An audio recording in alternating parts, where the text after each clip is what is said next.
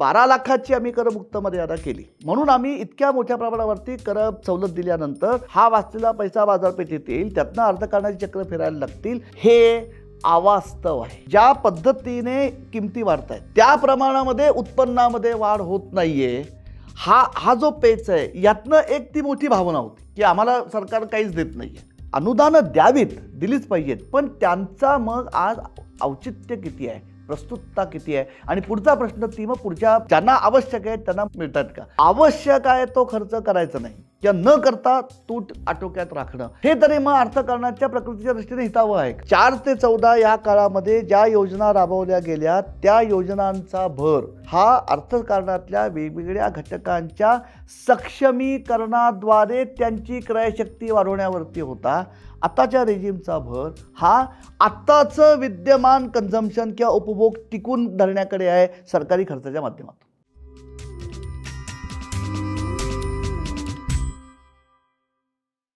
नमस्कार, मी विनायक पाचलक आणि थिंक बँकच्या थिंक मनीमध्ये तुम्हा सगळ्यांचं पुन्हा एकदा स्वागत. भारताचं बजेट आलेलं आहे, पण या बजेटमध्ये इन्कम टॅक्सच्या प्रोव्हिजनमध्ये फरक पडल्यानं सर्वाधिक चर्चेचा ओघ आणि रोख हा त्याच्यावरती राहिलेला आहे. आपण सुद्धा थिंक बँकवरती सामान्य माणसाला, मध्यम वर्गाला त्यातनं काय फरक पडणार याच्याविषयी चर्चा केली आहे. पण बजेट फक्त तेवढ्यापुरतंच मर्यादित नसतं, त्यामुळे या बजेटचा अर्थ काय आहे, याच्यात इतर कोणते प्रोव्हिजन आहेत, या बजेटमधून अर्थकारण आणि राजकारण नक्की काय साधलं गेलं आहे, हे सगळं सविस्तर समजून घ्यायचं आहे. आणि त्यासाठी पुन्हा एकदा माझ्याबरोबर आहेत प्रख्यात अर्थतज्ञ अभय टिळक सर. स्वागत आहे पुन्हा एकदा. आणि हाच पहिला प्रश्न आहे की 12 लाखाचं उत्पन्न करमुक्त झालं याच्याबद्दल तर चर्चा झालीच, त्याच्याबद्दलही तुमची कमेंट सांगा आणि ओव्हरऑल बजेटबद्दलची तुमची कमेंट सांगा. 10 वर्ष चांगल्या प्रकारची सत्ता लाभून उरलेली आता आणखी तिसरी टर्म, आणि जरी 2 पक्षांचा त्याला आधार असला तरी माझं निरीक्षण असं आहे की एक जो थोडा दीर्घकालीन विचार करण्याची संधी आणि अवकाश सरकारला जो आहे तो त्याचा लाभ घेतला जातोय असं दिसत नाही आहे. म्हणजे आपण ज्याला म्हणतो की शॉर्ट टर्मिनिझम हा ओव्हरवेल्मिंगली दिसतो. म्हणजे हे आता कोणाला कदाचित पटेल किंवा पटणार नाही, पण जरी आपण हे गृहीत धरू की कुठलाही अर्थसंकल्प हे सत्ताधारी पक्षाचं हे पॉलिटिकल इकॉनॉमी स्टेटमेंट असतं. आणि जसं प्रख्यात एक अमेरिकी अर्थतज्ञाने म्हटलं आहे की, म्हणजे त्यांचं नाव मायकेल बुकनन, त्यांनी असं म्हटलं आहे की राजकारणामधले लोक हे साधू महात्मे असतात असं आपण गृहीत धरतो, आणि विशेषतः अर्थतज्ञ त्यामुळे सरकारच्या आर्थिक धोरणांचं विश्लेषण आर्थिक दृष्टिकोनातनं करतात. ते करणं हे अयथार्थ नाही पण अपुरं आहे, कारण शेवटी राजकीय स्वार्थ हा बळकट आहे, हे आपण मान्य करू. तरीसुद्धा संपूर्ण जी भूमिका यातनं दिसते, म्हणजे त्याच्यावरती थोडं आपण तपशिलाने आणखी बोलूया वेळेप्रमाणे. एक म्हणजे की केवळ मूठभर जे कराच्या जाळ्यामध्ये आज येत आहेत त्यांच्याकडे जास्ती पैसा खिशामध्ये सरकवून एकदम सगळ्या अर्थकारणाला भरारी येईल किंवा भरभराट होईल असं मानणं. 2 की अतिशय सावध असा हळूच एखादा छोटासा कुठला तरी कार्यक्रम शेती करता सुचवणं. शिक्षणाच्या बाबतीमध्ये उच्च शिक्षण आणि त्यातही पुन्हा वैद्यकीय आणि अभियांत्रिकी याच्यातसुद्धा हायर एज्युकेशन, ते सुद्धा IIT सारख्या संस्थांच्या मधल्या जागा वाढवणं. शहरीकरण हा जो एक सगळ्यात मोठा आमच्या पुढचा महत्त्वाचा प्रश्न आहे, त्या शहरीकरणाबाबतीत सुद्धा अशीच एक चुचकारत काहीतरी तरतूद करणं की तिचा लाभ हा पुन्हा काही विशिष्ट स्तरातल्या लोकांना मिळावा. म्हणजे एक जे आमच्या अर्थकारणामध्ये पायाभूत गृहीतक बांधलं जातं की विकासाच्या प्रक्रियेमध्ये काही ना काही असमतोल हा तयार होणार आणि तो सहन केला पाहिजे. म्हणजे त्यातल्या त्यात जे सुस्थितीतील लोक आहेत त्यांच्याकडे पैसा जास्ती दिला की ते खर्च करायला लागतात, त्या पैशाला पाय फुटतील आणि त्यातनं संपूर्ण अर्थकारणावर उचललं जाईल, ज्याला आम्ही ट्रिकल डाऊन इफेक्ट म्हणतो. आणि हे तर्कशास्त्र त्याच्यामागे असल्यामुळे काही काळ तरी असमतोल हा अपरिहार्य आहे आणि अंतिमतः तो लाभदायक ठरतो. हे जे गृहीतक आहे ना, या गृहीतकावरती ह्या संपूर्ण म्हणजे बजेट मागची जी दृष्टी आहे तिचा खूप भर मला अनाकलनीय वाटतो. त्यामुळे एक सरकारला जर आपल्याला म्हणजे मी केवळ टीका नाही करत आहे. आपण जर सगळ्या दृष्टीने अर्थसंकल्पाचा जर विचार केला तर एका बाबतीमध्ये जे आधीच्या 10 वर्षामध्ये दिसत होतं की प्रत्येक अर्थसंकल्पाला एक चेहरा होता, काहीतरी फोकस होता. तो व्यवहारात किती आला हा तपशिलाचा भाग आहे. ह्या वेळच्या अर्थसंकल्पामध्ये 3 गोष्टी ज्या प्रामुख्याने दिसल्या. पहिली गोष्ट म्हणजे की ज्याला आपण डिफ्यूज्ड विजन म्हणतो तशी आहे की याच्यात काही असा ठोस दिसत नाही आहे निर्धार की आपण हे करणार आहोत किंवा फोर्सिएबल फ्युचरमध्ये आपल्याला या दिशेने ठोस जायचं आहे असं निदान या स्टेटमेंटमध्ये तरी नाही आहे. 2, याला एक म्हणजे संशयाचा फायदा जर सरकारला द्यायचा असतो द्यावा, म्हणजे त्याच्यात अनुचित काही नाही की एकूण सध्या ज्या पद्धतीने जागतिक पातळीवरती अस्थिरता आहे आणि अनिश्चितता आहे त्या पार्श्वभूमीवर शक्यतो आपण खूप सावध राहावं, हा एक त्याच्यामागचा भूमिका असू शकते आणि ती समर्थनीय आहे. 3, आदल्या दिवशी जे आर्थिक सर्वेक्षण अहवाल जो आला त्या आर्थिक सर्वेक्षण अहवालाचा जो एक अत्यंत स्पष्ट संदेश असा आहे की जागतिक अर्थकारण इथून पुढच्या काळामध्ये नजीकच्या भविष्यात घुसळणीमधनं जाणार असल्यामुळे फार परकीय बाजारपेठा निर्यात याच्यावरती अवलंबून न राहता देशी क्षमतांचं म्हणजे थोडं इनवर्ड लुकिंग, मी इनवर्ड लुकिंग म्हणजे दरवाजे बंद करणे अर्थानं नाही म्हणत आहे, पण विकासाच्या संधी या बाहेरच्या जगाशी संधान जुळवत सोडण्यापेक्षा आपण अंतर्गत क्षमतांचं संवर्धन करू, हा त्याच्यामागचा एक भूमिका असू शकते. एक त्या मध्यम वर्गाला जो घसघशीत कोट अनकोट लाभ मिळाला त्याच्यामुळे आमचं सगळं चर्चा विश्व या अर्थसंकल्पाबाबतचं हे हायजॅक झालं. पण जे मूलभूत प्रश्न आजही अर्थव्यवस्थेसमोर आहेत आणि मला म्हणजे अपेक्षा माझ्या का वाढत आहेत, कारण जसं मनमोहन सिंग सरकारला 10 वर्ष सलग मिळाली तशी ह्या सरकारला आता 15 वर्ष सलग मिळतात. 15 वर्ष हा कमी काळ नाही आहे. म्हणजे ज्या गोष्टी मूलभूत की आमचा अत्यंत महत्त्वाचं की प्रादेशिक असमतोल, तरुणांमधलं रोजगाराचा अभाव, एकूण आमच्या म्हणजे रोजगार क्षमतेची वाढ होण्यामधल्या अडचणी, रोजगार क्षमता ज्या अर्थकारणाच्या क्षेत्रांमध्ये तयार होण्याची गरज आहे तिथे गुंतवणूक जाते का, तिथे कोणत्याही प्रकारे आपण ठोस प्रशिक्षणाच्या सुविधा निर्माण करतोय का, कुंठित शेती ज्या पद्धतीने आहाराचा आपल्या आकृतिबंध बदलतोय त्याप्रमाणे शेतीला दिल्या जाणाऱ्या अनुदानांची फेररचना आपण करतोय का, शेतीमधल्या गुंतवणुकीचं काय होतं आहे. एकीकडे आपण म्हणजे जे जेटलींनी त्यांच्या पहिल्या अर्थसंकल्पामध्ये म्हटलं होतं की 2025 सालापर्यंत आम्ही कंपन्यांच्या नफ्यावरचा जो कर आहे ते हळूहळू त्याची पातळी कमी करत सरासरी जागतिक पातळीवरती ती कर आम्ही आणून ठेवू, हे केलं आहे आपण. मग तरीसुद्धा खाजगी गुंतवणुकीला चालना का मिळत नाही आहे.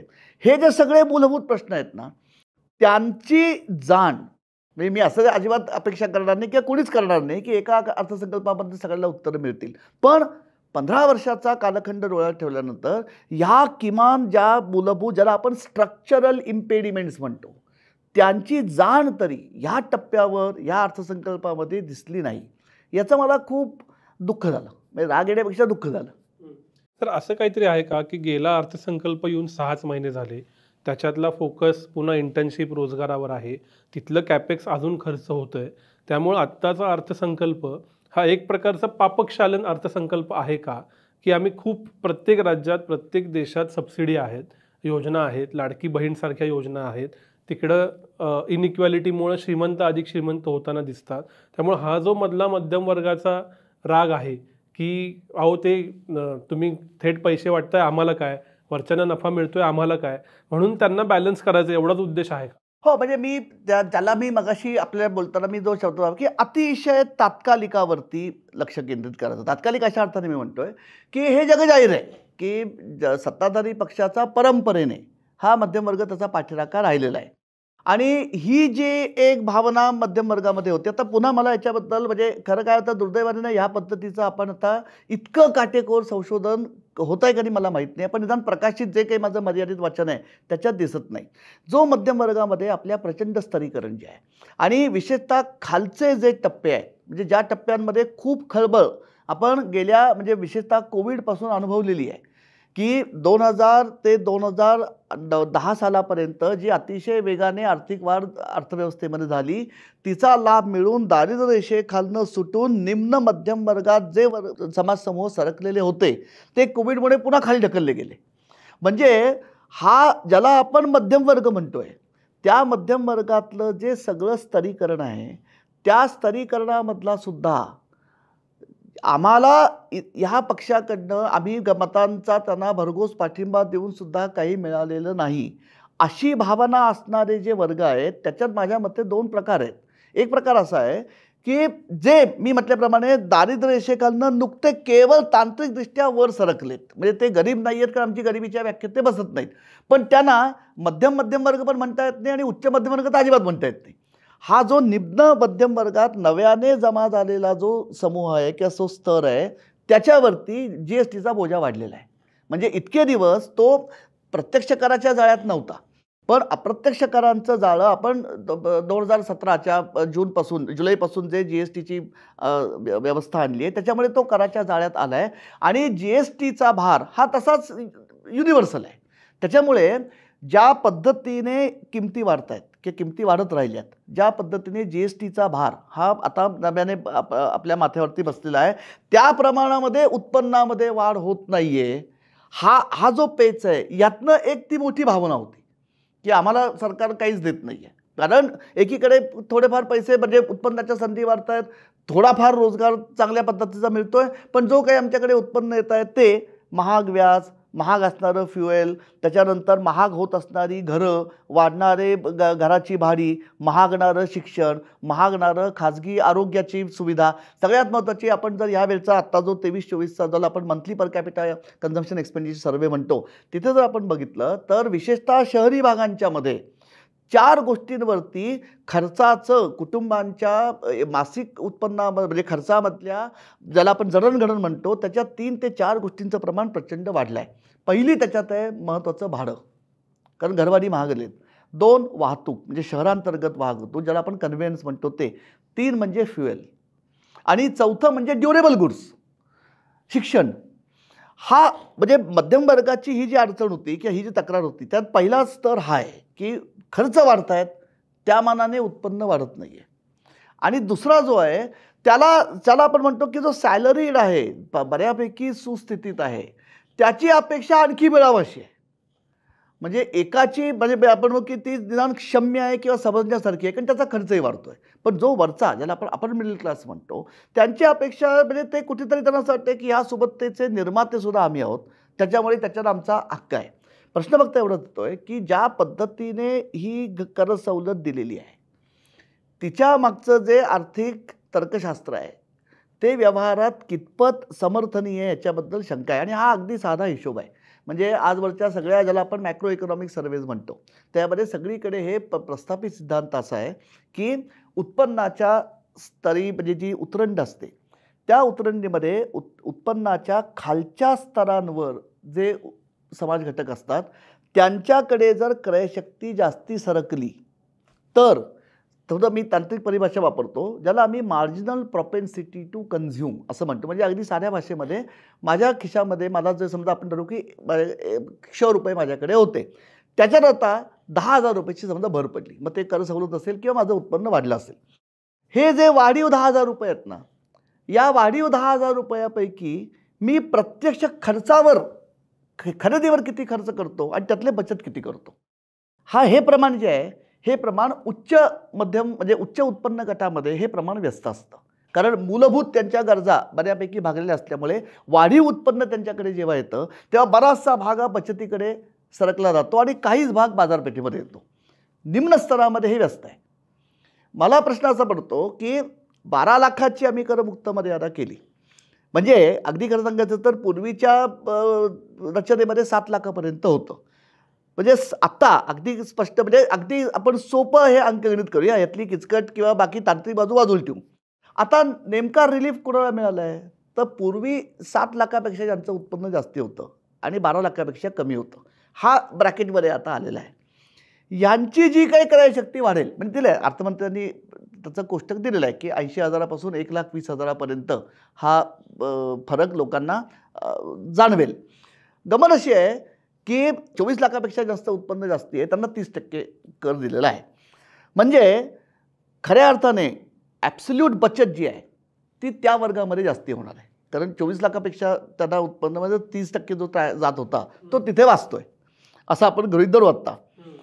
आता प्रश्न असा येतोय की ह्यांची मार्जिनल प्रॉफिसिटी टू कन्झ्युम किती आहे.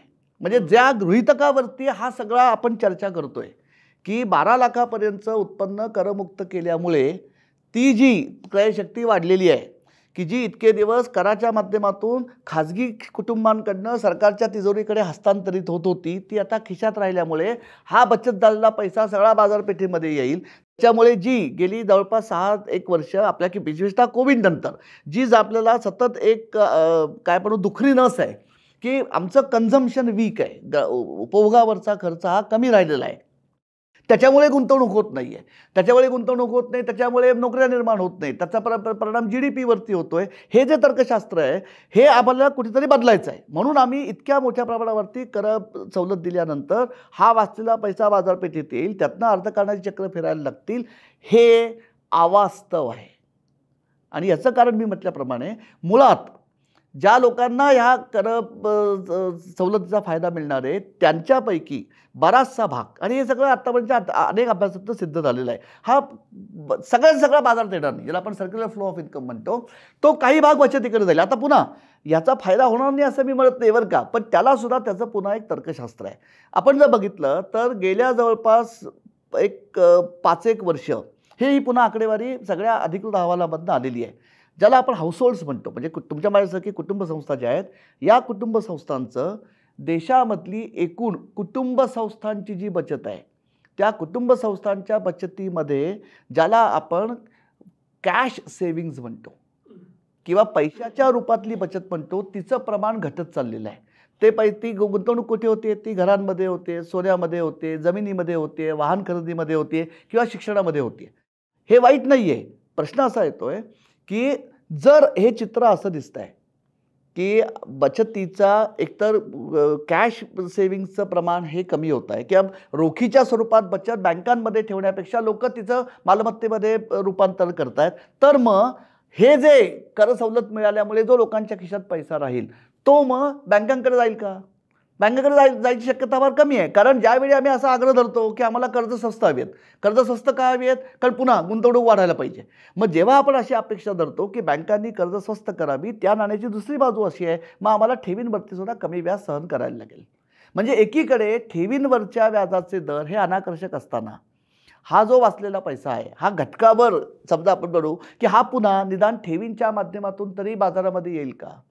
हे सगळे प्रश्न जे आहेत ना, हे सगळे प्रश्न मग उभे राहतात. त्यामुळे हे जे अत्यंत सुलभ असं तर्कशास्त्र जे मानलं जात आहे की इतकी मोठ्या प्रमाणावरती मध्यम वर्गाला आम्ही सूट दिलेली आहे, त्यामुळे हा मध्यम वर्ग जो आहे हा अत्यंत मोठ्या पद्धतीने खर्चाळू बनेल, त्यातनं सगळ्या देशामधली जी सबड्यूड डिमांड आहे, मलूल झालेली मागणी आहे, तिला चालना मिळेल आणि अर्थकारणाची भरभराट होईल. हे मला आर्थिक तर्कशास्त्राच्या दृष्टीने अत्यंत अवास्तव वाटतं. आणि दुसरा मुद्दा, कारण ते थोडं उत्तर लांबेल, दुसरा मुद्दा असा आहे की समजा आपण हे गृहीत धरू की चांगलं आहे, म्हणजे याच्यात अर्थशास्त्राच्या दृष्टीने हे बुलंद आहे तर्कशास्त्र. प्रश्न पुन्हा असा येईल की ज्या वर्गांच्याकडे ही घसघशीत बचत होणार आहे त्यांचा कन्झम्पशन पॅटर्न काय आहे हो? म्हणजे ते कुठल्या बाबींवर खर्च करतील?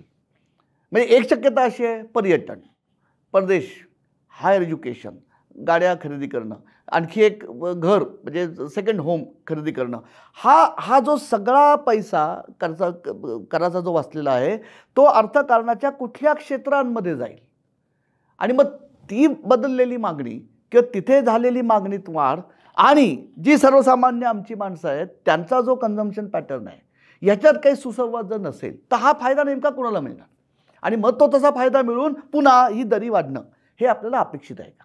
मी याला थोडं उलटं असं बघूया का की कन्झम्पशन वाढणं पाहिजे हा आपला प्रश्न आहे. गेले 4-5 वर्ष सातत्यानं तुम्ही ज्याचा उल्लेख केला त्या समाजातल्या निम्न स्तराकडं थेट पैसे दिले जातात. तर समाजातल्या निम्न स्तराकडं थेट पैसे देऊनही तुम्ही म्हणलात त्या गृहीतकानुसार ते मार्जिनल प्रोपेन्सिटीनं खर्च करत नसतील, तर मग आता मध्यम वर्गाकडे देऊन बघू असा विचार नाही आहे का? नाही, हा विचार पुन्हा तर्कशास्त्राच्या दृष्टीने योग्य आहे, पण हेतू काय आहे आपला? म्हणजे ज्या हेतूने आपण ही पावलं उचलतोय त्याचा हेतू नेमका काय आहे? म्हणजे हा मी का प्रश्न विचारतोय, कारण आपण अशीच चर्चा ही कंपनी करायच्या बाबतीत पण केली, की आपण असं म्हणतं की सरकारने जवळपास आता आंतरराष्ट्रीय पातळीवरती नफ्यावरचे जे कर आहेत त्या पातळीवरती आणलं आहे. पुन्हा आपलं लॉजिक काय होतं? लॉजिक असं होतं की कंपन्यांवरचा म्हणजे उद्योगांवरचा कराचा भार आम्ही कमी केला की त्या मानाने मग करोत्तर नफा जो आहे, प्रॉफिट आफ्टर टॅक्सेशन, हा वाढेल, उद्योगांची स्थिती सुधारेल, वाढीव नफ्यातला काही भाग हा पुनर्गुंतवणुकीच्या रूपाने अर्थकारणामध्ये येईल, त्यातनं उद्योगांमधली गुंतवणूक वाढेल, रोजगार वाढेल. हे कुठं झालं आहे? म्हणजे पुन्हा मी म्हणजे हे सगळे कळीचे प्रश्न जे आहेत ना, हे मग आपल्याला त्याची उत्तरं पण कुठेतरी मग सूचित व्हायला लागतील आपल्या विचाराच्या प्रक्रियेमधनं, की एकीकडे कंपन्यांचे नफे वाढलेले आहेत. आर्थिक सर्वेक्षण अहवालामध्ये हे स्पष्ट म्हटलेलं आहे की आपण जर गेल्या 10 वर्षामध्ये किंवा अलीकडच्या काळामध्ये ज्याला आपण टोटल व्हॅल्यू ॲडेड म्हणतो, की जो मूल्य वाढावा भारतीय अर्थव्यवस्थेमध्ये झालेला आहे, त्याचं वाटप जर बघितलं तर वेतन आणि पगारावरचा जो हिस्सा आहे, आम्ही ॲब्सोल्यूट नाही म्हणत आहे, तौलनिक हिस्सा जो आहे तो कमी झाला आहे आणि नफ्याचं प्रमाण वाढलं आहे. याचा अर्थ ही विभागणी कशी झाली आहे की जे नवीन मूल्य निर्मिती होते त्यापैकी मोठा वाटा नफ्याकडे जातोय. मग तो ज्याला आम्ही सर्क्युलर फ्लो ऑफ इन्कम जे अगदी मॉडेल पहिल्या प्राथमिक शिकतो, तो पुन्हा अर्थकारणामध्ये गुंतवणुकीच्या रूपाने काय येत नाही आहे. म्हणजे कराचा लाभ उद्योगांना देऊन जी आमची अपेक्षा आहे की जे तर्कशास्त्र आहे की ती जी नफ्यामध्ये वाढ होईल ती तिचं पुन्हा गुंतवणूक होईल.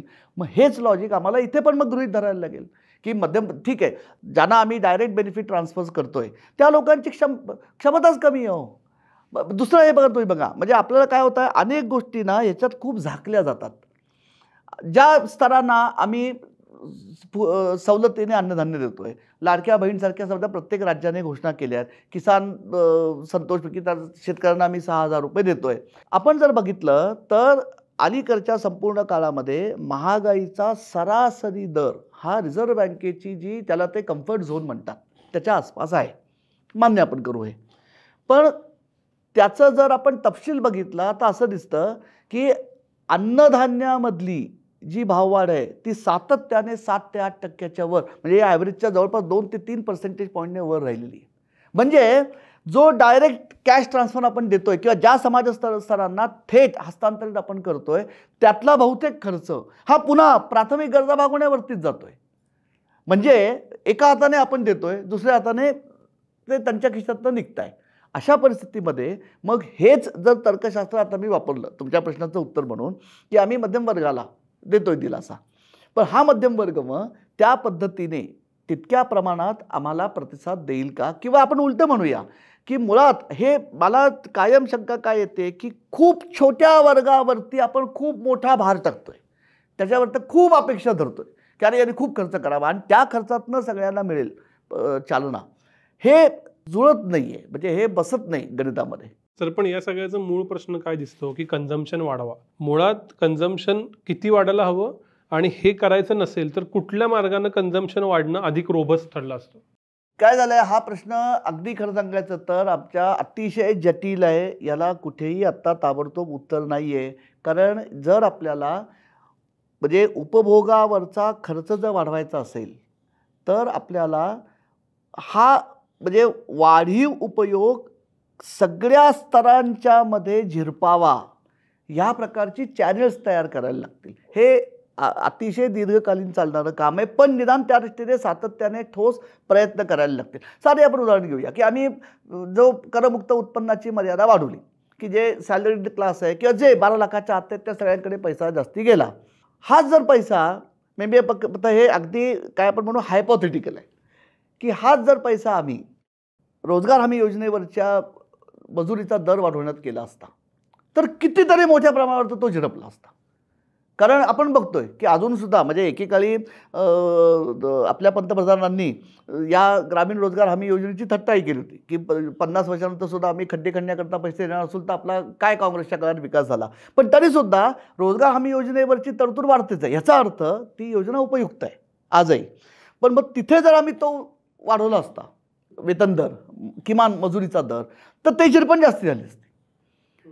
ही जी दिशा आहे म्हणजे जिथे जास्तीत जास्त लोकांच्या उपभोग क्षमतेचा किंवा उपभोग प्रवणतेचा विस्तार करता येईल असे शेतमजूर, प्रामुख्याने ग्रामीण कारागीर, अल्पकुशल, काय आपण म्हणू अल्पशिक्षित, ज्यांचा फॉर्मल इकॉनॉमीशी अजून घट्ट सांधा नाही आहे, पण ज्यांच्यावरती आता महागाईचा, वाढीव खर्चाचा बोजा पडतोय, त्यांची क्रयशक्ती वाढवण्यासाठी जर आपल्याला धोरणं आखता आली तर त्याचा दीर्घकालीन परिणाम जास्ती आहे. कारण हे कसं होत आहे की आपण एका विशिष्ट वर्गाला सवलती देतोय, गृहीतक कसं आहे की त्यांचा खर्चातनं जो मल्टिप्लायर तयार होईल त्यातनं काही ना काही रोजगार निर्मिती होईल आणि बाकी सगळा कन्झम्पशनचा जो भार आहे तो आम्ही सरकारी मदतीचा झोत पुरवून टिकवून धरू. म्हणजे उपभोग टिकवून धरणं हे कमी महत्त्वाचं असं मी नाही म्हणत आहे, पण हीच जर आपली दीर्घकालीन भूमिका राहिली की नाही हे याच पद्धतीने चालणार आहे की लोक जेवढे श्रीमंत लोक खर्च करतील किंवा जे सुस्थितीतला उच्च मध्यमवर्गीय आहे त्याच्या खर्चातनं जेवढी झिरपण होईल, मग ती भाड्याच्या रूपाने असेल, वाहतुकीच्या रूपाने असेल, घरामध्ये आम्ही जे ज्याला आपण होम मॅनेजर्स म्हणतो त्यांच्या माध्यमातून असेल, गॅरेजेस किंवा शिक्षण, यातनं जे काही पैसा अर्थकारणामध्ये झिरपेल त्यातनं ज्या काही पद्धतीचा, ज्या काही क्षमतेचा, ज्या काही कौशल्याचा, ज्या काही उत्पादकतेचा जो काही रोजगार निर्माण होईल त्यातनं एक उत्पन्नाची समजा अमुक एक पातळी ही टिकून धरली जाईल. उरलेली आम्ही सरकारचं त्याला मग डायरेक्ट कॅश ट्रान्सफर, बहीण योजना, किसानांना, शेतकऱ्यांना मदत ह्या पद्धतीने देत राहू. ही जर आपल्याला आता ॲक्सेप्टेड विजन असेल तर मग वाद घालण्याचं कारण नाही. पण मग पुढचा प्रश्न असा येतो की ही सरकारची क्षमता म्हणजे शासन संस्थेची क्षमता ही अशीच अबाधित राहील याची आपण कोणी हमी देऊ शकत नाही. आणि जेव्हा आम्ही असं म्हणतो की गरजा या अनंत आहेत आणि सतत बदलणारे आहेत आणि त्याच्यात जर आमचा म्हणजे ज्याला आपण म्हणतो की ॲस्पिरेशनल इकॉनॉमी हा जो नवीन शब्द आला आणि तो बरोबर आहे, सगळ्यात मोठा डेमोग्राफिक डेव्हिडेंड आमच्याकडे आहे. या तरुण मुलांच्या अपेक्षा या जर सतत वाढत राहणार असतील तर हे जे मॉडेल आहे की काही विशिष्ट वर्गाच्या खर्चाळूपणातनं एक प्रकारचा रोजगार तयार होईल, त्यातनं जे कुपोषित कन्झम्पशन आहे ते आम्हाला अर्थव्यवस्थेला टेकू देण्याकरता ते वाढवायला लागेल. तो वाढीव जो भाग आहे तो सरकार स्वीकारेल. ही जर आपल्याला प्रस्थापित ही जर मानायची असेल तर मग भाग वेगळा आहे, पण हे सुद्धा मग किती काळ शासन संस्था करू शकेल हा मुद्दा उद्भवतो. तर पण हा याच्या उलट पॉलिटिक्स आणि इकॉनॉमिक्सचं सुवर्णमध्य दिसत नाही का की उच्च वर्गाला आम्ही कॉर्पोरेट टॅक्स कमी केला ते खुश आहेत, मध्यम वर्गाला आम्ही इन्कम टॅक्स कमी केला ते खुश आहेत, ते त्यांच्या जीवावरती आनंदी आहेत, मत देत आहेत, कन्झ्युम करतायत आणि जो खालचा वर्ग आहे त्यांना आम्ही वर्षाला 4 लाख कोटी रुपये खर्च करून त्यांनाही पैसे देतोय. त्यामुळे वरवर पाहता दुःखी कोणीच नाही. ही अकॅडमिक डिबेट होत राहील, मतही मिळत आहेत. तर तुमच्याच पॉलिटिकल इकॉनॉमीच्या भाषेत हा सुवर्णमध्य होत नाही का? मग हा सुवर्णमध्य आहे, पण मी म्हटल्याप्रमाणे जिथून म्हणजे तो पुन्हा शब्द वापरतो की ही सगळी तात्कालिक तडजोड आहे आणि हे आपण मान्य करूया आता की राजकारण नेहमी तात्कालिकावर चालतं. त्यामुळे आता हे आपलं ह्या निवडणुका जिंकायच्या आहेत, हे सरकार टिकायचं आहे, पुढचं पुढे बघता येईल, ही भूमिका मान्यच आहे, पण ती तो राजकारणाचा स्वभाव आहे. पण यातनं मग पुन्हा प्रश्न असा होतो की आपल्याला मग अंतिम आपलं ध्येय काय आहे म्हणजे कुठल्याही पक्षाचं, की खरोखर ज्याला आपण आर्थिक कल्याण म्हणतो ते खरोखर आहे का फक्त मग आम्ही विकासाचं राजकारण करू, सबका विकास सबका साथ हे फक्त माझं घोषणा असतील तर मग मग हे आपण मान्य करू की हा सुवर्णमध्य आहे आणि मग हे पॉलिटिकल इकॉनॉमी अशीच चालणार आहे. पण मग हा कदाचित मग इकॉनॉमिक्सच्या कक्षेबाहेरचा विषय जाईल की या प्रकारचा समाज आपल्याला तयार करायचा आहे का, की कायम एक अत्यंत मोठा वर्ग त्याच्या हिमतीवर प्रयत्नांची पराकाष्ठा करून 12-12, 14-14 तास म्हातारी कामगार आहेत, रिक्षा चालक आहेत, ड्रायव्हर्स आहेत, ज्याला आम्ही गिग इकॉनॉमी म्हणतो, की बिचारी अक्षरशः म्हणजे ह्या झोमॅटोसारख्या ह्याच्यावरनं वर्दळीच्या रस्त्यावरनं संध्याकाळी प्राण म्हणजे प्राण एकत्र करून गाड्या हाकत डिस्ट्रीब्युशन करणारी ह्या पद्धतीचा जो रोजगार आहे त्याच्याशी संलग्न असणारी अतिशय निम्न जी कल्याणाची पातळी आहे त्या संपूर्ण समाज स्तरामध्ये निर्माण होणारी अस्वस्थता, अनिश्चितता, त्याची घुसमट, त्याला सामाजिक उद्रेकांच्या माध्यमातून मिळणारं म्हणजे प्रगट होणारं त्याचं विस्फोट रूप, ही जर आपल्याला समाजव्यवस्था ठेवायची असेल आणि ते जर आपलं ध्येय असेल तर मग आपण हे मान्य करू की हो आम्हाला हेच मान्य आहे आणि ह्याच पद्धतीने आपल्याला आमच्या म्हणजे राजकीय अर्थकारणाची मोठी मांडायची आहे. मग आपण वेलफेअर स्टेट सगळे साथ आनंदी होतील वगैरे हे मग मानावं की हे परिकथा आहेत की हो हे बोलण्यापुरतं ठीक आहे. मला नाही वाटत की हे फार म्हणजे ज्याला आपण सुदृढ आणि निकोप समाजाचं स्वरूप म्हणतो ते मला हे नाही म्हणजे शासन संस्थेच्या त्याच्यावरती विसंबून राहायचं म्हणजे आता मी हे कदाचित पुन्हा अनाठाही वाटेल पण आमचा संपूर्ण मराठी भावविश्वाचं भरणपोषण हे ज्या संतांनी केलं आहे त्याच्यात तुकोबांचं जे वाक्य आहे ते मग आम्हाला लागू पडतं की ते आम्हाला आम्ही सत्व हरवलं आहे का की भिक्षापात्र अवलंबणे जळो जिणे लाजीरवाणे की हो सरकार देईल आता मला एवढेच पैसे मिळत आहेत असंच माझा रोजगार राहणार आहे मग सरकार देईल ते घर सरकार देईल ते धान्य जे निकृष्ट शिक्षण मला शासकीय शाळांमधनं मिळेल तेच मी स्वीकारेन मला कशाही प्रकारच्या सेवा शासकीय आरोग्यामधनं मिळाल्या तरी मी त्या स्वीकारेन कारण माझ्याकडे क्षमता नाही आहे माझ्या क्षमता वाढाव्यात याच्यासाठी सरकार त्या दृष्टीने प्रयत्न पण करत नाही आहे आणि मग एक प्रकारचं अशी अनास्था आणत राहील हे हे हे आपल्याला मान्य आहे का सर या सगळ्यासाठी असं सांगितलं जातं की मूळ विकसित भारत व्हायचा असेल तर 8% GDPचा ग्रोथ हवा आणि ही सर्व प्रयत्नांची पराकाष्ठा ही त्या 8-8.5% मॅजिक नंबरसाठी आहे. आत्ता कुठेतरी आपण 6.6-7ला आहोत मग त्याला पुन्हा फिस्कल डेफिसिट असता कामा नये अशी एक सब क्लॉज आहे.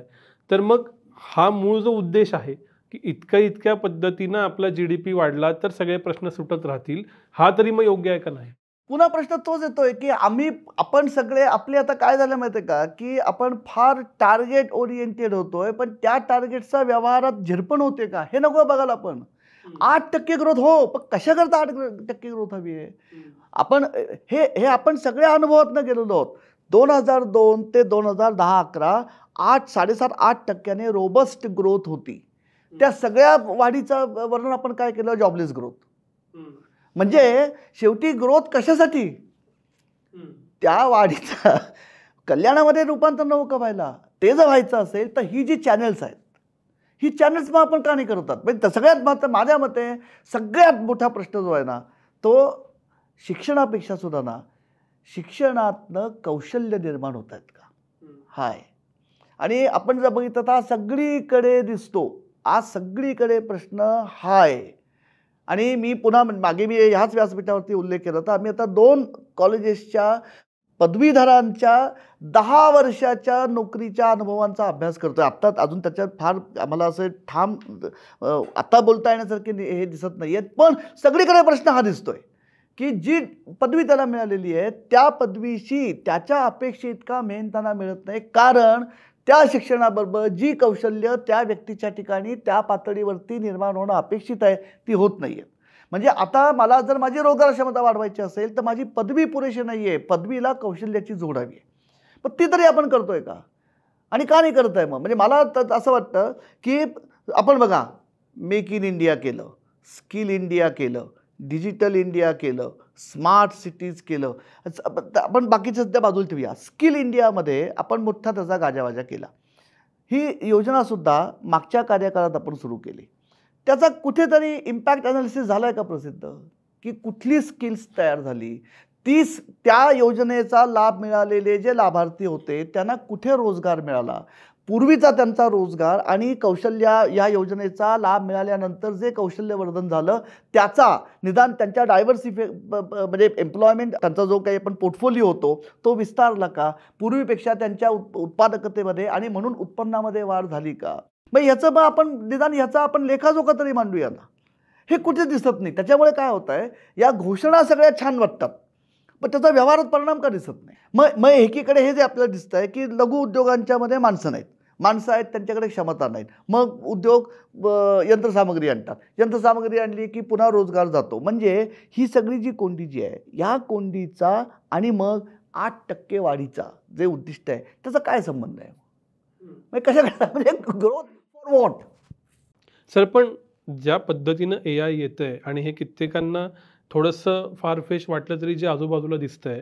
तर येथून पुढं प्रॉफिट वाढला पैसे वाढले तरी नोकऱ्या वाढतील असं दिसतच नाही कारण खूप कामं विशेषतः जी नॉन स्किल्ड आणि सेमी स्किल्ड आहेत ती अत्यंत स्वस्त करून मिळतात अशा वेळेला मुळात मग रोजगार कुठं राहणार आहे आणि तो प्रश्न राहणारच आहे का मग AI सारख्या तंत्रज्ञानाने किंवा अत्यंत उत्तम प्रकारची यंत्रसामग्री आणल्यामुळे जी मानवी कौशल्य रिप्लेस करता येणार नाहीत तिथे आम्हाला भर घालायला लागेल आणि हे पुन्हा हे रघुराम राजननी लिहून ठेवलं आहे हो म्हणजे 2008च्या संपूर्ण ज्याला मी ग्लोबल फायनान्शियल क्रायसिस म्हणतो त्याचा जो मूळ आहे जी कोणती अमेरिकी अर्थव्यवस्थेमध्ये तयार झाली ती आज आपल्याकडे आहे ते कदाचित जगभरातली सर्वत्र आहे म्हणजे तुम्ही म्हणता तसं की कम्प्युटर आल्यानंतर आमचे टायपिस्ट गेले त्याच्यानंतर हिशेबनीस गेले, कारण सगळं आता कम्प्युटरवरती पॅकेजेसमधून तयार होतं.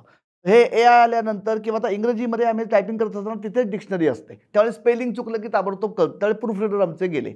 असे जर आपण सगळ्या याद्या करत बसलो तर आपल्याला असं लक्षात येईल की हे जसं एका पातळीवरती खरं आहे, तसं जिथे मानवी कौशल्याला कुठेही आपल्याला रिप्लेस करता येत नाही. चांगला प्लंबर हा AI ने येणार नाही, चांगला कुक हा AI ने येणार नाही. म्हणजे चांगले आचारी, चांगले स्वयंपाकी, चांगले मुद्रित शोधक, हे ह्या ज्या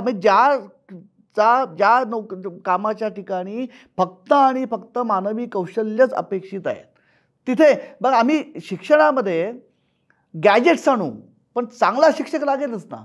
मी फक्त माझ्या स्लाईड्स दाखवेन, मी फळ्याच्या हातावरती लिहित होतो, मी स्लाईड्स दाखवेन, पण त्या स्लाईड्सचा अर्थ म्हणजे चांगला शिक्षक हा लागणारच नाही इथून पुढे. ह्या प्रकारच्या मग कुठल्या गरजा आहेत, या दृष्टीने तरी आपण प्लॅनिंग करतोय का, की त्याचं निदान गंधवार्ता तरी आपल्या थिंकिंगमध्ये येते का? मला असं वाटतं की सरकारने करू नये आत्ता, पण हे सगळी उद्याची आव्हानं आहेत.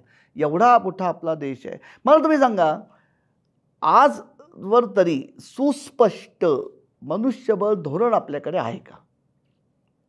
आणि ते पुन्हा डायनामिक पाहिजे की हे सतत बदलत आहे. हे का नाही आपण करत?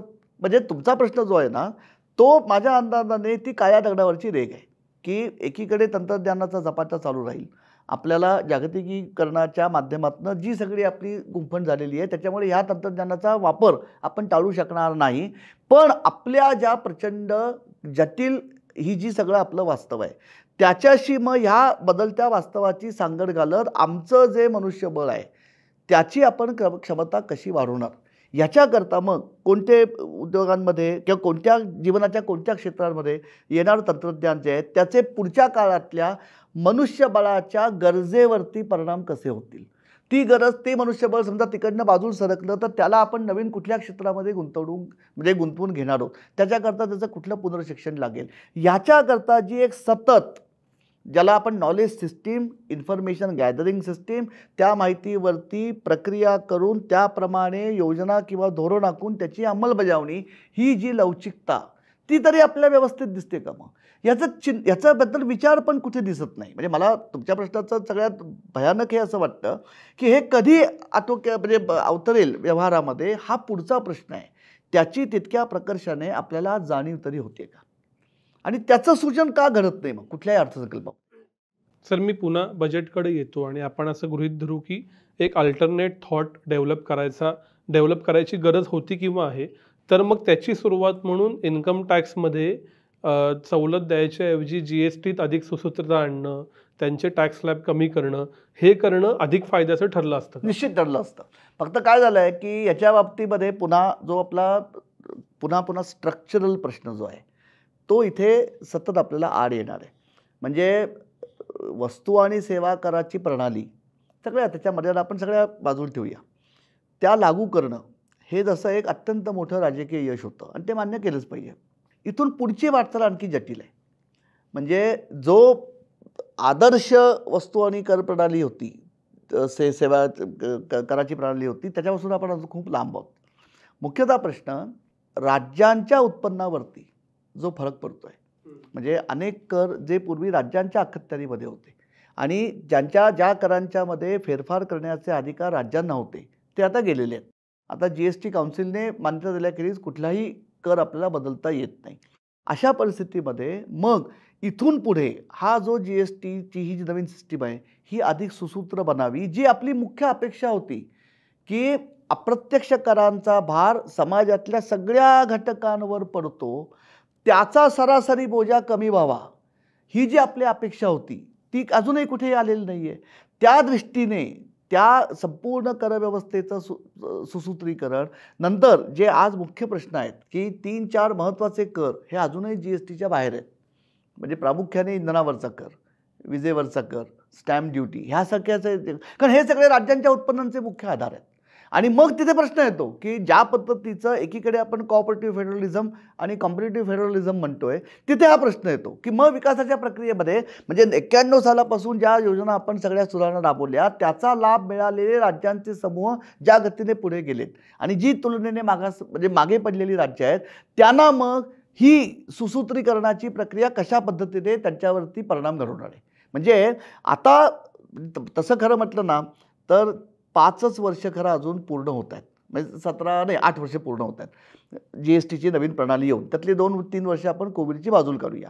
या टप्प्यावर खरं आता इथून पुढे सर्वसामान्य माणसाच्या वरचा जो GSTचा बोजा आहे तो कमी करण्याच्या दृष्टीने ह्या संपूर्ण व्यवस्थेचं पुनर्लेखन कसं करायला लागेल त्याच्याबद्दल आपल्याला चर्चा सुरू करायला लागेल. आणि त्याच्याकरता मी म्हटल्याप्रमाणे एक वेळ GST लागू करणं सोपं होतं. आता सुधारणांकरता सहमती तयार करणं हे कदाचित पुढचं जास्ती महत्त्वाचं पाऊल ठरतं. पण तुम्ही म्हणता तो मुद्दा माहिती लागू पडतो की ही सगळी जी कोंडी आहे ती कोंडी याच्यामुळे आहे की करांचा भार वाढतोय, महागाई वाढते परिणामी, आणि एकीकडे आमचं उत्पन्न जरी वाढत असलं तरी दोन्हीच्या वाढीच्या प्रक्रियेमध्ये आणि वेगामध्ये तफावत असल्यामुळे माझं तौलनिक स्थिती बदलत नाही आहे in terms of welfare. Sir, पण ह्यालाच काउंटर म्हणून आपण असं म्हणालो की किती सरकारनं देत राहायचं, तर सरकारनं सबसिडीवरचा खर्च वाढवलेला नाही, सरकारनं थेट अनुदानावरचा खर्च वाढवलेला नाही, आणि सरकारनं फिस्कल प्रुडन्सही दाखवले की आम्ही 4.8 म्हणलं 4.4ला आलो, त्याच्या खाली येऊ. मग ह्या 3 गोष्टींचं कौतुक करायचं का उलट त्यांनी ते करायला पाहिजे होतं? हे पुन्हा मी म्हणजे काय झालं आहे मी एक जो मुद्दा अगदी सुरुवातीला मांडला की या अर्थसंकल्पामध्ये कुठेही तपशील नाही आहे. आता ज्या पद्धतीने माध्यमांच्या मधनं चर्चा होती आहे किंवा वेगवेगळे अर्थतज्ञ जे बोलत आहेत, एक याच्यात गंभीर शंका मला अशी आहे की आम्ही वित्तीय तूट ही 4.8% मर्यादित राखलेली आहे. याचा एक अर्थ असा आहे का की अनेक गोष्टींवरच्या सरकारी खर्चाला कात्री लावलेली आहे की जो आवश्यक आहे. म्हणजे फिस्कल प्रुडन्स ॲट व्हॉट कॉस्ट. म्हणजे हा खरा पुन्हा निवडीचा प्रश्न होतो की मी सरकारी खर्चाची मात्रा जबरदस्त ठेवायची, पण त्याचं रूपांतर हे पुन्हा जे आम्हाला अपेक्षित बदल आहेत रोजगार निर्मितीमध्ये असतील, कौशल्यवाढीमध्ये असतील, ते घडून येण्यासाठी सरकारी खर्चाची गुणवत्ता आणि उत्पादकता ही अव्वल राखण्यावरती आम्हाला भर ठेवला पाहिजे. मग आम्हाला वाढीव तूट काही काळ सहन करायला लागली तरी त्याचे परिणाम दिसणार आहेत. हा मार्ग स्वीकारायचा का? आम्ही एक पुन्हा तूट कमी आहे का नाही याचं आकर्षण कुणाला आहे? हे पुन्हा मध्यम वर्गाला आहे की आम्हाला आमचं सरकार बघा फिस्कल प्रुडन्स आहे, एवढा खर्च करताय, एवढी अनुदानं देत आहे, तरी सरकारी खर्चावरती आम्ही मर्यादा ठेवलेली आहे. हे दाखवण्याकरता मग आवश्यक खर्चाला कात्री लावायची का? कारण आता ज्या बातम्या म्हणजे मी सुद्धा काय होणार आहे हे जाऊ का ह्या पद्धतीने दुर्दैवाने हे आपल्याकडे संशोधनाच्या बाबतीत सुद्धा खूप आता आपण काय पण म्हणू ढिसाळ बनतोय. हे सगळे जे प्रश्न आहेत ना हे प्रत्येक बजेट घेऊन प्रत्येक सेक्टर वाईज किती तरतूद होती, त्याच्यापैकी रिवाईज तरतूद किती गेली, प्रत्यक्ष खर्च किती झाला याची आकडेवारी मांडून मग त्याचा जो आपण म्हणतो की आता आम्हाला कुठेतरी आउटकम बजेट हे मांडावं लागतं. कुणीही याच्याबद्दल हल्ली बोलत नाही. हा म्हणजे प्रस्तावित खर्च, रिवाईज खर्च, ॲक्च्युअल खर्च आणि त्या खर्चाचं ग्राउंडवरती परिणाम किती झाला आहे याचा ताळमेळ त्या आउटकम बजेटशी घालून ॲनालिसिस करणं हे कुठेही हल्ली होत नाही आहे. सरकार आकडेवारी अर्थसंकल्पात देत नाही. म्हणजे आता मला काय करायला पाहिजे की ह्या बजेटचं केवळ मला भाषण ऐकून भागत नाही, ही आकडेवारी आधी सगळी गोळा करायची.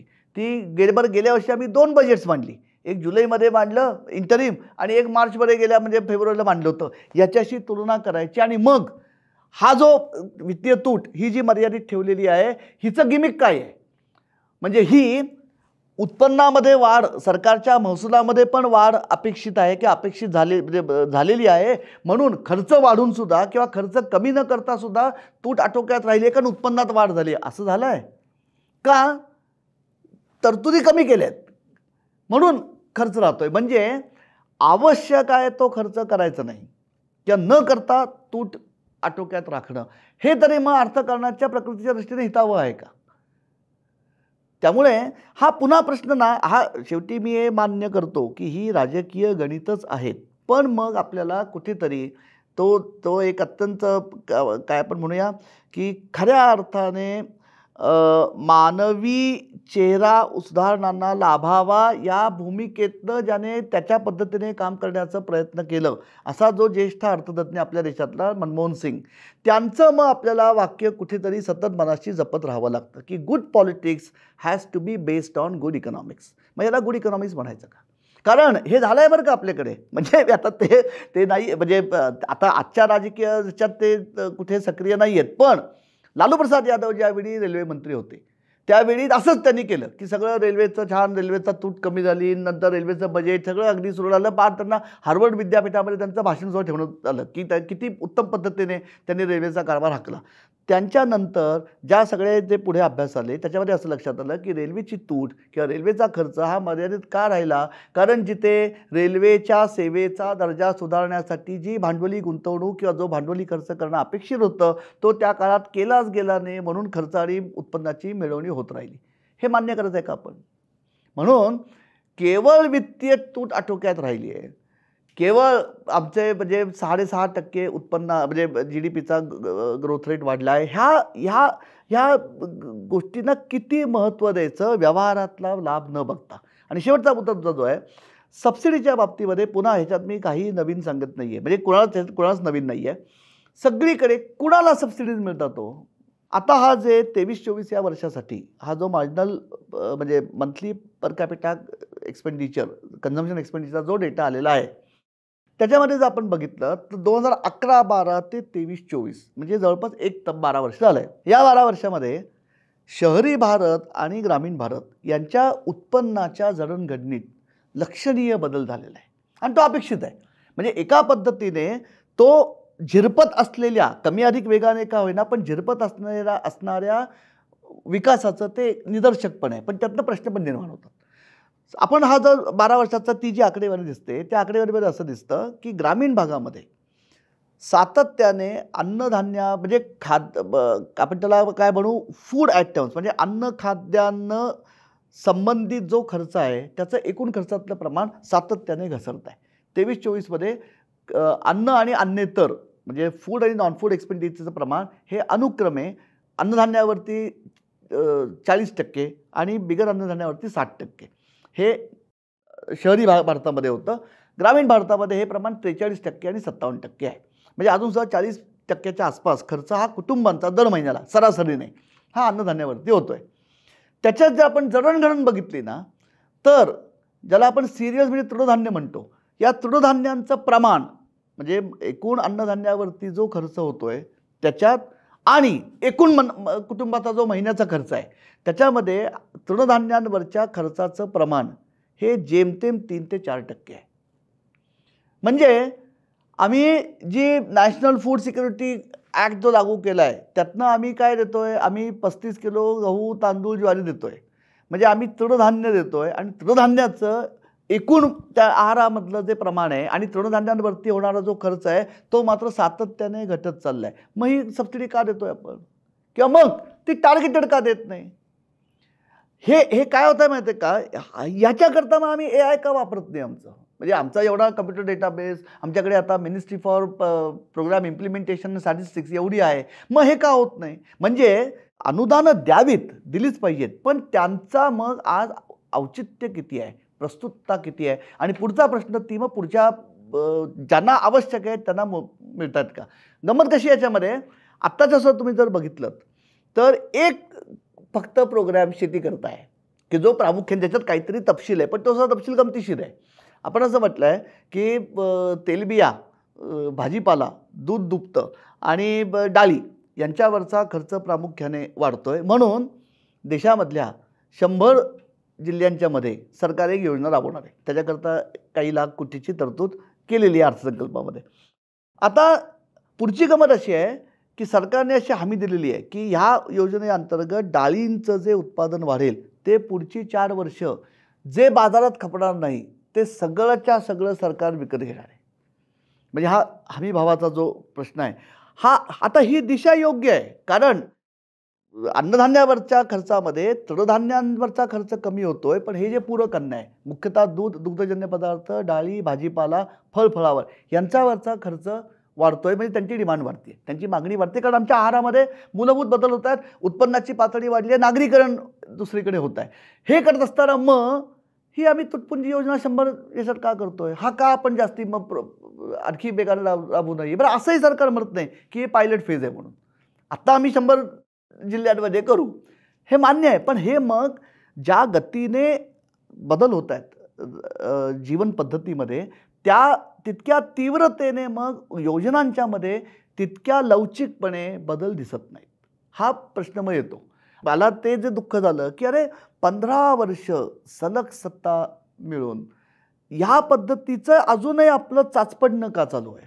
आणि अशा म्हणजे ही तर मला इतकी हास्यास्पद वाटली की 46% शेताला काम नाही, तिथनं हे होत आहे, स्थलांतरण होत आहे. शेतीमध्ये म्हणजे रोजगार हमी योजनेचा आमचा उद्देशच तो आहे की 8 महिने 4 महिने फक्त शेतीमध्ये काम असतं, उरलेले 8 महिने त्या माणसाला स्थानिक पातळीवरती रोजगार मिळावा म्हणून आम्ही एकीकडे रोजगार हमी योजना सुरू केलेली आहे आणि पुन्हा सरकार असं म्हणते की शेतीमध्ये आणखी रोजगार वाढावा म्हणून आम्ही योजना करणार आहोत. हे गमतीशीर आहे, अनाकलनीय आहे.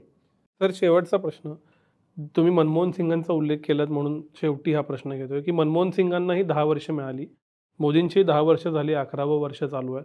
त्यामुळं ॲपल टू ॲपल कंपॅरिझन करायला निदान कालावधीची सिमिलॅरिटी आहे. त्यावेळेला आर्थिक संकट आलं 2008चं, इथं 2020ला कोविड आलं. बघताना बाहेरून असं वाटतं की मोदींच्या कालावधीमध्ये सर्व प्रकारचे वर्ग खुश राहिले, ज्याचा मी उल्लेख आधीच्या प्रश्नामध्ये केला. GSTचं इम्प्लिमेंटेशन झालं, NPA ज्याची चर्चा खूप झाली ते NPA 1%च्या 0.5% खाली आले. त्याच्यानंतर इन्फ्लेशन लिमिटमध्ये राहिलं. मग जरी वाटत नसलं, लॉस्ट डिकेडसारखी पुस्तकं लिहिलेली असली तरी मग आत्ता असा विचार करता मग मोदींची 10 वर्ष बरी होती म्हणायची का? या प्रश्नाचं उत्तर देणं अवघड आहे. मी फक्त 2-3 गोष्टी इथे नमूद करतो. 10 वर्ष हा कालावधी जरी दिसत असला ना तरी तो सलग एका अर्थाने समान म्हणता येत नाही. मनमोहन सिंगांच्या बाबतीमध्ये पहिल्या म्हणजे 2004 ते 2009 या कालखंडात दमदार आर्थिक वाढीमुळे जो फायदा मिळाला, त्याच्यामुळे सरकारच्या महसुलामध्ये जी भर पडली, कारण रोबस्ट ग्रोथ होता, व त्याचा लाभ 2008च्या जागतिक वित्तीय अरिष्टानंतर जी आपल्याकडे घसरण आली, सगळ्या जगात आली म्हणून भारतामध्ये पण आली, त्यावेळी अर्थव्यवस्थेला तोलून धरण्याकरता ती सगळी सुबत्ता लागू पडली. म्हणून आपण जर बघितलं तर संपूर्ण म्हणजे म्हणजे ग्राम मंत्री सडक योजना, त्याच्यानंतर रोजगार हमी योजना, त्याच्यानंतर अन्न सुरक्षा कायदा, सुधारलेला भूसंपादन कायदा, त्याच्यानंतर नॅशनल रूरल हेल्थ मिशन, त्याच्यानंतर नॅशनल रूरल लाईव्हलीहूड मिशन, ह्या सगळ्या मोठ्या सरकारी खर्चाच्या योजना ज्या आल्या त्यांच्याकरता मुबलक पैसा सरकारकडे उपलब्ध राहिला. त्यामुळे तूट न वाढता सुद्धा किंवा तूट आटोक्यात राहून सुद्धा अर्थव्यवस्थेमधली मागणी टिकवून धरता आली, कारण आधी दमदार वाढ झालेली होती. 2009 ते 14 हा जो कालावधी आहे तो कालावधी पुन्हा संमिश्र आहे. म्हणजे त्यातले भ्रष्टाचाराची प्रकरणं कथित, त्याच्यामुळे झालेली टीका, हा सगळा एकूण गव्हर्नन्सचा ढासळलेला दर्जा, हे सगळं आपण बाजूला ठेवू. मुख्य म्हणजे 8 सालाच्या दणक्यानंतर जे सगळी पडझड झाली ती एका अर्थाने त्या संपूर्ण कालखंडावर, विशेषतः 11-12 नंतर त्याचं सावट हे कायम राहिलं. पण त्या संपूर्ण काळामध्ये ज्या योजना राबवल्या गेल्या, म्हणजे जो तुमचा प्रश्न आहे त्याचा हा भाग हा क्वालिटेटिव्ह आहे. तो क्वालिटेटिव्ह असा आहे की ह्या ज्या सगळ्या योजना राबवल्या गेल्या, ह्या योजनांचा जो भर होता तो भर समाजातले जे वेगवेगळे स्तर आहेत त्या स्तरांच्या सक्षमीकरणाद्वारे त्यांची अर्निंग पॉवर किंवा त्यांची क्रयशक्ती ही सातत्यशील स्वयंपूर्ण गतीने वाढत राहावी याच्यासाठी यावर त्या योजनांचा भर होता. 14 ते 24 हा जो कालखंड आहे त्याच्यामध्ये आपण बघितलं तर सलग भरभराटीची वाढ आपल्याला कुठे दिसत नाहीये, कारण पुन्हा परिस्थिती आपल्या आटोक्यात नव्हती. म्हणजे 16चा मानवनिर्मित हादरा, नोटा बदलीचा आपण धरू, 17 साली आलेलं आपण GST धरू, या दोन्हीचे जे अनुषंगिक परिणाम अर्थव्यवस्थेवरती झाले आणि पुन्हा ते एकत्रित नाही, ते पुन्हा प्रत्येक स्तरामध्ये वेगवेगळे झालेले आहेत. त्यातनं जरा कुठे आपण सावरतो न सावरतो तो कोविड आला. म्हणजे 20, 21, 22 ही कोविडमध्ये वर्ष आपली गेली. आता मग प्रश्न म्हणजे उरला कुठे कालावधी, तर 14 ते 17 ती 3 वर्ष आणि आता 23-24 म्हणजे कधी 5च वर्ष त्या हाताने हाताशी आपल्याला लागलेली आहेत. आता प्रश्न असा येतो की तुमचा जो मुद्दा आहे की महागाई आटोक्यात का राहिली आहे, कारण आम्ही धोरणात्मक निर्णयच घेतला आहे. काय की आम्ही आता we are committed ourselves to inflation targeting, की आम्ही काही करून आता आम्ही ह्या पातळीच्या वर आमचं जाणार नाही महागाई, या पद्धतीने त्याला RBIचं पैसा धोरण पण त्याच पद्धतीने कार्यरत राहील. जो दुसरा मुद्दा रघुराम राजन त्या काळामध्ये सतत मांडत होते की जर आम्हाला म्हणजे महागाईला भर घालणारे जे 2 घटक आहेत किंवा 3 घटक आहेत, त्याच्यापैकी 1 अन्नधान्याच्या किमती, 2 इंधनांच्या किमती, 3 सरकारी तूट आणि मग ज्याला आपण म्हणतो उदार पैसा धोरण, याच्यापैकी 3 गोष्टी रिझर्व्ह बँकेच्या कक्षेबाहेरच्या आहेत. सरकारी तूट, अन्नधान्याच्या किमती आणि इंधनाच्या किमती. या बाबतीमध्ये आजही सर्वसाधारण महागाईचा दर जरी आटोक्यात राहिलेला असला तरी या 3 गोष्टींवरती अजूनही कुठे आपल्याला नियंत्रण नाही आहे. एक आपण लक्षात घेऊया, हा थोडा कदाचित कोणाला म्हणजे मुद्दा पटणार नाही. आम्ही जेव्हा महागाईबद्दल बोलतो ना, तेव्हा आपण महागाईच्या दराबद्दल बोलत असतो. म्हणजे सर्वसाधारण किंमत पातळीमध्ये ज्या गतीने वाढ होते त्या गतीबद्दल आपण बोलतो. आम्ही जेव्हा म्हणतो की 4% महागाई झाली, म्हणजे सरासरी किंमत पातळी जी वाढते त्या वाढीचा दर 4% आहे. तो जरी सुसह्य वाटला तरी व्यवहारामध्ये वस्तूंच्या किमती कमी होत नसतात किंवा किमतींमधली वाढ ही कमी होत नसते. मला पूर्वी मी ज्या दराने इंधन घेत होतो त्याच वाढीव दराने मी इंधन घेतो. माझं भाडं वाढलेलं आहे, माझा विजेचा खर्च वाढलेला आहे, माझा भाजीपाल्यावरचा खर्च वाढलेला आहे. म्हणजे महागाईचा दर आटोक्यात राहण्यामध्ये मी याचा अर्थ मी केवळ काळा चष्मा लावून सरकारकडे बघतोय असं नाही. जी आम्ही धोरणात्मक पावलं कमिटमेंट म्हणून घेतली की आम्ही महागाई आटोक्यात ठेवण्याकरता बांधली लावत होता. मी कदाचित मग असंही आर्ग्युमेंट करू शकतो की एकेकाळी म्हणजे आम्ही इन्फ्लेशन टार्गेटिंगची हे धोरण स्वीकारण्यापूर्वी आमचं प्राधान्य काय होतं, तर भरधाव आर्थिक विकास हे आमचं प्राधान्य टॉप प्रायोरिटीचं होतं. आम्ही आता काय केलं आहे, तो प्राधान्यक्रम किंचित बदलला आहे की आम्ही असं म्हणतोय की आता रिझर्व्ह बँकेच्या धोरणाप्रमाणे आम्हाला महागाई ही आटोक्यात राहिली पाहिजे. याचा अर्थ असा होतो की महागाई आटोक्यात ठेवण्यासाठी जी सगळी आम्ही पावलं उचलू त्यातनं जो काही विकास होईल तो पदरात पाडून घेऊ. एक त्याचा अर्थ तो होतो. दुसरा तुमचा जो म्हणणं आहे की उद्योग समाधानी आहेत कारण व्याज म्हणजे ह्याच्या कराचे आम्ही दर कमी केले आहेत, मध्यम वर्ग सुस्थितीत आहे, हे ज्यांना आम्ही अनुदान देतोय किंवा थेट अर्थसहाय्य करतोय ते वर्ग सुस्थितीमध्ये आहेत. याचा दुसरा अर्थ असा होतो की कुठेतरी आपली शासन संस्थेवरचं परावलंबन वाढवतोय. म्हणजे जो मूळ फरक आहे की 4 ते 14 या काळामध्ये ज्या योजना राबवल्या गेल्या त्या योजनांचा भर हा अर्थकारणातल्या वेगवेगळ्या घटकांच्या सक्षमीकरणाद्वारे त्यांची क्रयशक्ती वाढवण्यावरती होता. आताच्या रेजिमचा भर हा आत्ताचं विद्यमान कन्झम्पशन किंवा उपभोग टिकून धरण्याकडे आहे सरकारी खर्चाच्या माध्यमातून. हा पुन्हा मी म्हटल्याप्रमाणे हा ज्याच्या त्याच्या निवडीचा प्रश्न बनतो. पण ज्याला आम्ही देशाचं व्यापक आर्थिक हित म्हणतो ते माझ्या मते पहिल्या पर्यायामध्ये जास्ती चिरंतन आहे. त्याने वेळ लागेल पण त्याने होणारी जे सक्षमीकरण आहे ते एका अर्थाने दूरगामी परिणाम करणारा असेल. हा जो आहे हा टेकू किती दिवस राहतो हा पुन्हा मुख्य प्रश्न पडतो. पण 2 रेजिम्समधला फरक हा आहे की आज मान्य आहे की सगळे समाधानी आहेत, ठीक आहे, पण हे समाधान हे त्या अर्थाने मग कृत्रिम म्हणजे शासन संस्थेने पुरवलेलं आहे. माझ्या अंगभूत क्षमता या कदाचित म्हणजे वाढतीलही किंवा वाढल्याही असतील मधल्या काळामध्ये, पण मुख्य भर हा आपला शासन संस्थेवरती आहे. सर खूप खूप आभार. बजेटच्या पुढे जाऊन आपण चर्चा केली, बरेच मुद्दे समजून घेतले. पुन्हा बोलत राहू, पण इथंच थांबूया. धन्यवाद.